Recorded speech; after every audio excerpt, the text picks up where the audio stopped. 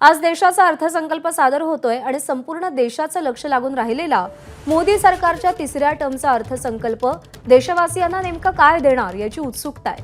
केंद्रीय अर्थमंत्री निर्मला सीतारामन आज सकाळी 11 वाजता लोकसभेमध्ये बजेट मांडतील।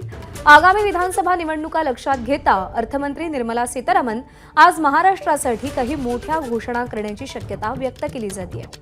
या अर्थसंकल्पाकडे सर्वसामान्य नागरिकांपासून बड्या उद्योजकांचंही लक्ष लागलंय। याआधी 1 फेब्रुवारीला अंतरिम अर्थसंकल्प सादर झाला होता। आता आजपासून अर्थसंकल्पातून देशवासियांना नेमक्या काय सुविधा मिळतात याची उत्सुकता आहे।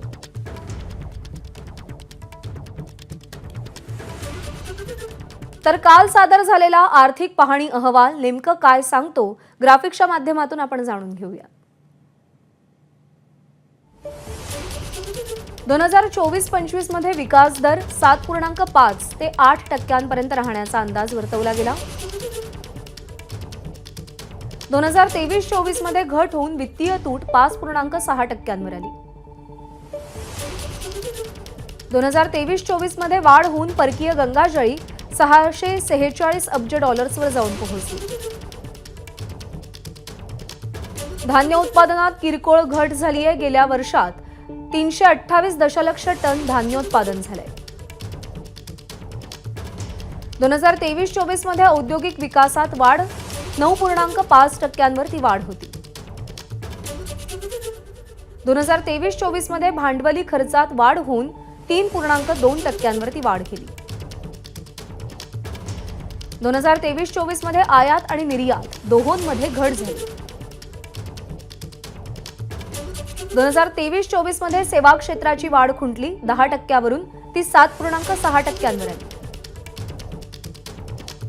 14% आयफोन्सची निर्मिती भारतात झाली। 2024-25 मध्ये विकास दर 7.5 ते 8% पर्यंत राहण्याचा अंदाज हा आर्थिक पाहणी अहवालामध्ये मांडण्यात आला। आणि या अर्थसंकल्पातून महाराष्ट्राच्या वाट्याला रेल्वे संदर्भात आणखी तरतुदी येणार का याची उत्सुकता आहे।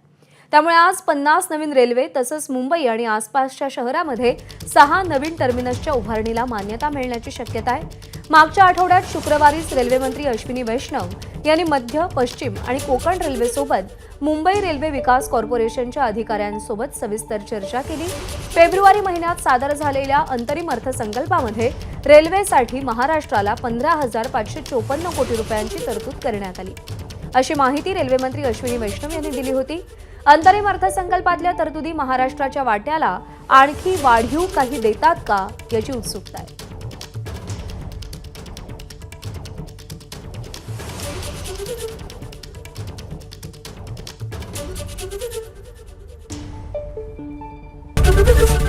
एबीपी माझा, उघडा डोळे बघा नीट।